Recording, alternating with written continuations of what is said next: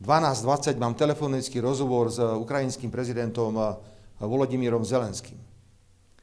A ja sa ho chcem spýtať, Volodymyr, to naozaj chceš stratu podporu Slovenskej republiky v tvojich európskych ambíciách? Lebo ty strácaš podporu Slovenskej republiky v európskych ambíciách. Všetci nám hovoria z Ukrajiny, vy nemôžete kupovať plyn. Pretože ak kupujete ruský plyn, tak podporujete v podstate ruskú vojenskú mašinériu v boji proti Ukrajine.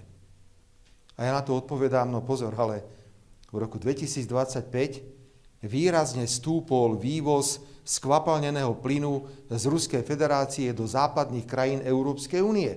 Tak prečo na náš úkor moralizujete? Tak my ten malý objem plynu si nemôžeme zobrať? Ale Francúzsko, Nemci, Španieli veselo môžu nakupovať skvapalnený plyn z Ruskej federácie. Kupujú Spojené štáty obohatený urán alebo nekupujú obohatený urán z Ruskej federácie? No kupujú. A mám teraz obviniť prezidenta Trumpa, že tým, že kupujete obohatený urán, podporujete vojenskú mašinériu? Nám to spôsobilo také škody, že tým, že tá rúra úplne vyschla, ktorá ide cez Slovensko, strácame 500 miliónov eur ročne v tranzite. A naviac veľmi komplikovane teraz získavame plyn z rôznych zdrojov. Do toho prišla ropa. Preukázateľne spravodajskými informáciami potvrdené, ropovod nie je poškodený. Nie je poškodený.